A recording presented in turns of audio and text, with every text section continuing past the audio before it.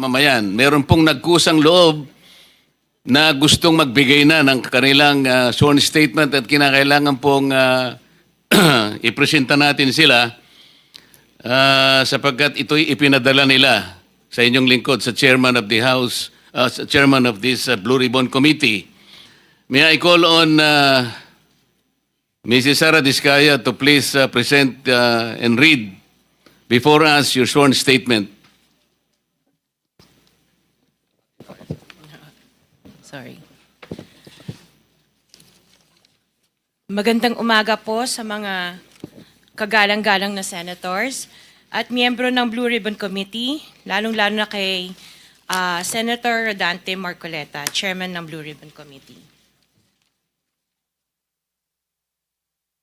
Ano to, joint statement ng namin mag-asawa. So I will read partial and then my husband will also read the other half of the sworn statement. So kami si Pacifico F. Diskaya II and Cesara Rowena Diskaya, mag-asawang nasa tamang edad, parehong Pilipino. Number one, noon 2003, kaming mag-asawa ay tinayun ang kumpanya na pinangalan namin St. Gerard Construction. Ipinarehistro namin ito sa DTI, nakakuha ng contractor's license at nagsimula na lumahok sa mga pribadong construction projects. Number two, kinalaunan nagsimula na rin kami na lumahok sa mga government projects.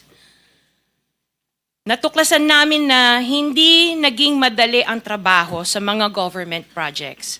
Madalas mahirap ang paniningil ng bayad at matagal bago kami mabayaran ng gobyerno. Number 4, hanggang dumating ang pagkakataon, lumapit sa amin ang isang kaibigan na si Voltaire Claveria at inalok kaming magkaroon ng proyekto sa national level gamit ang aming lisensya. Number 5, ipinakilala niya ang sarili niya na nagtatrabaho para sa isang congressman at nangakong kapag nagbigay kami ng pera ay makakakuha kami ng proyekto.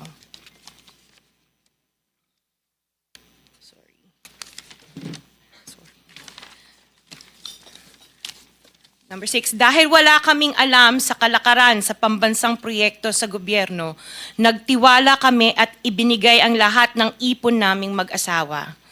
Sa kasamaang palad, niloko lang niya kami. Naglaho siya, dala ang pera namin mag-asawa. Nagpunta kami sa DPWH para i-report ang nangyari, pero hindi nila ito pinansin. Kahit ganon, hindi kami sumuko. Gusto ko pa rin gawin ng tama ang negosyo, kaya patuloy kaming sumasali sa mga biddings sa gobyerno.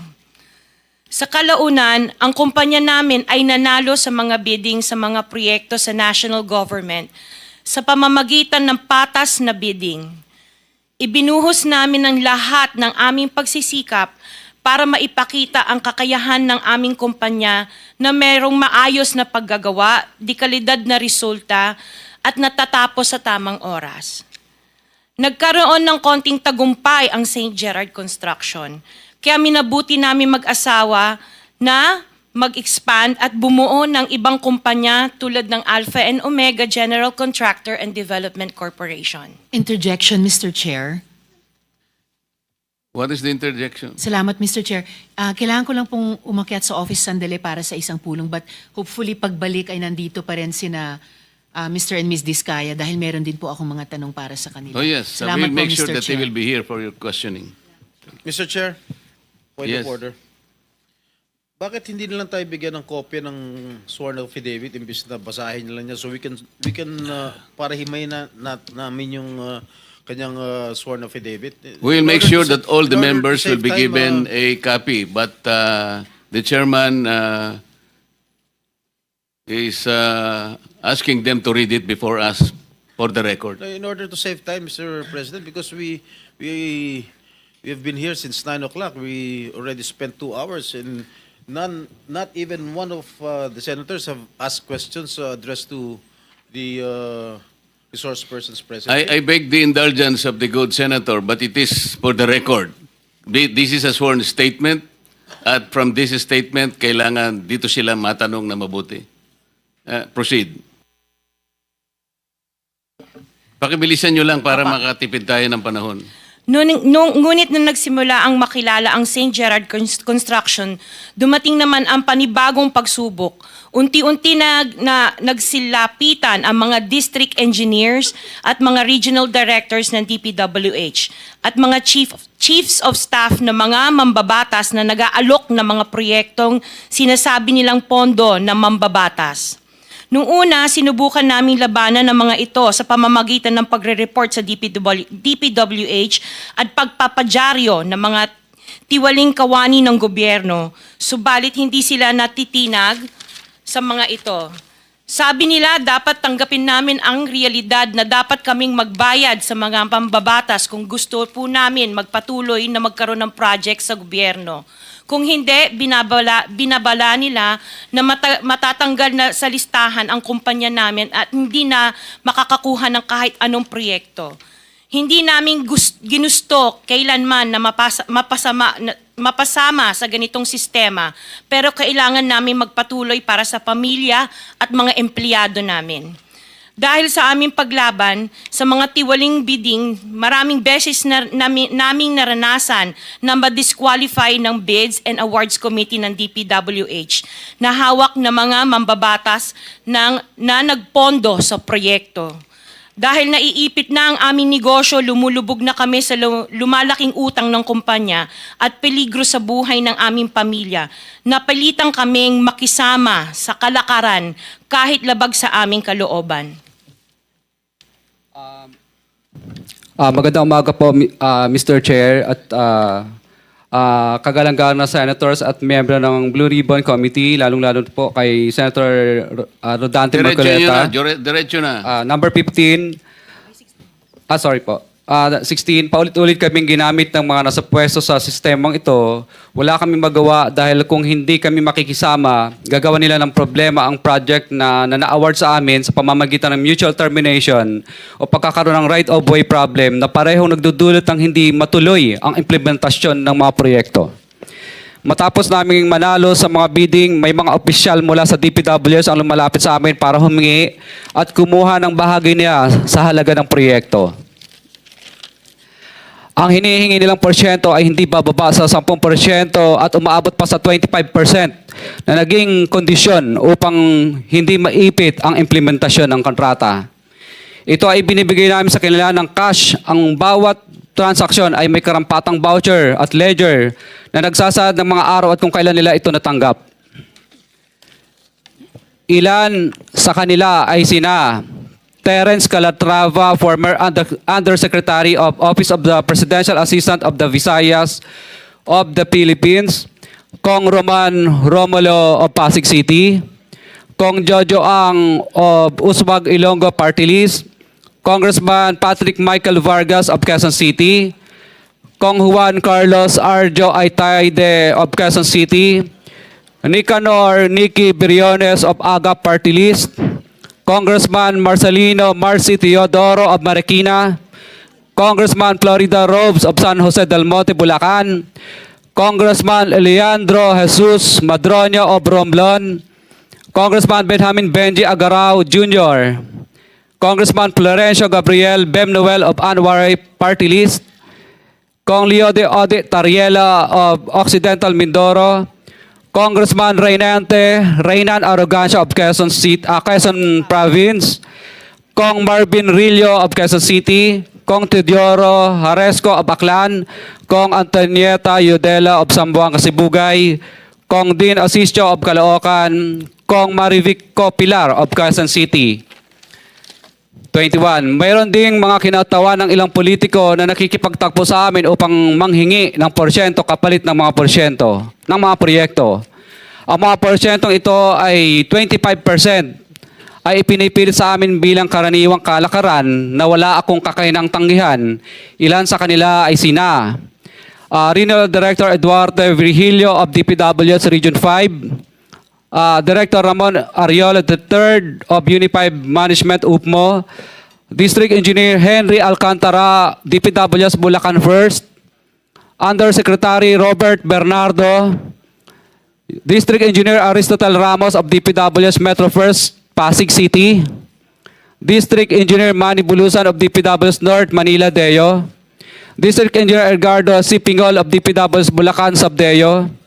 District Engineer Michael Rosaria of DPWS Quezon Second, Deo. Karamihan sa mga kawani ng DPWS na nabanggit sa itaas ay paulit-ulit na binabanggit ang delivery ng pera ay para sa kay Saldico na dapat at least 25%.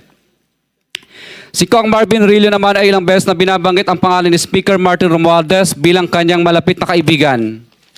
25. Sa tuwing umiinom kami sa Wine Story, sa BGC at sa Shangri-La Mall, sinasabi pa ni Kong Rillo na lahat ng kanyang request para sa pondo ay galing pa mismo sa unprogrammed funds at insertion na inaaprubahan ni Speaker.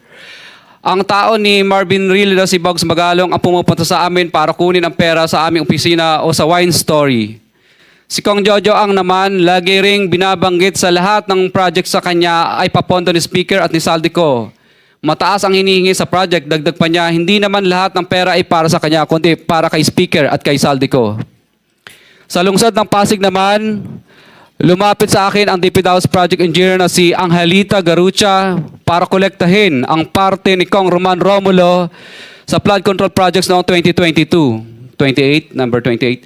Pagdating ng 2025, si District Engineer Aristotle Ramos ang sumunod na nagpakilala na bagman ni Kong Roman Romulo kung saan 30% ang kanyang hiningi ay para kay Kong Roman Romulo. Sinabihan ko kay D.E. Ramos na masyado namang mataas, ngunit sinabi niya na walang magagawa dito dahil pondo ito galing sa unprogrammed funds at insertion galing sa taas. Sa ilang pagkakataon, ang mga politiko na personal na inabutan ng halaga ayon sa hinihingi nilang porsyento mula sa proyekto. Ang pagbabayad na ito ay hindi naman kagustuhan kundi isang hakbang na ginawa namin dahil sa matinding panggigipit.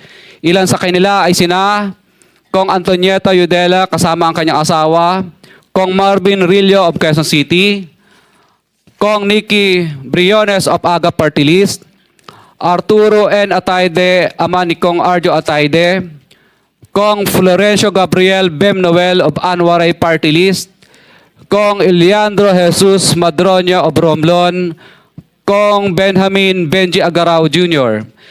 Bagamat naging matinding pagsubok ang kabawasan ng pondo na nakalaan sa proyekto, pilit at matapat naming sinusunod ang bawat espesipikasyon na nakasaad sa Program of Works na nakasaad sa proyekto ng DPWH. Nakakasiguro kami na nagawa namin ng maayos at matapat ang bahagi o phase ng proyekto na na-award sa amin. Sa katunayan, hindi kami mababayaran ng DPWH kung hindi ito dumaan at pumasa sa maraming material testing na naaayon sa design ng DPWH. Ina-assess at ini-inspect ng DPWH ang bawat proyekto base sa natapos na parte o accomplishment. Napilitan kami na i-absorb ang kabawasan na ito na nagdudulot ng maliit na kita o pagkalugi sa ilang projects. Para makabawi, ginadamihan na lang namin ang partisipasyon sa mga projects.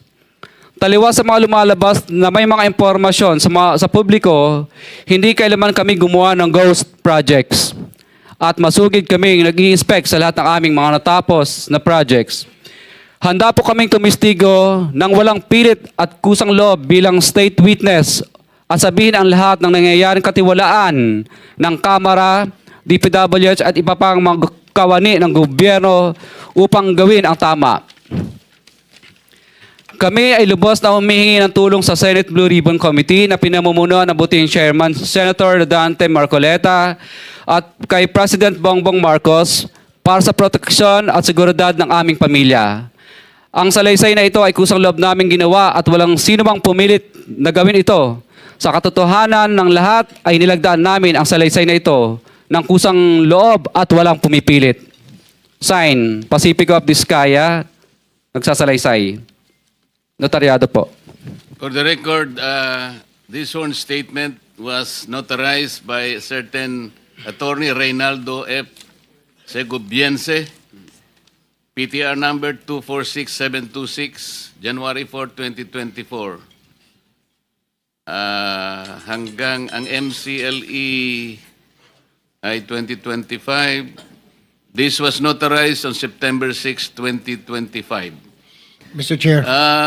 Mr. Pacifico Discaya and Cesaria Rowena Discaya, meron pong pirma sa inyong respective na pangalan. Ito po ba'y pirma ninyo? For the record lang.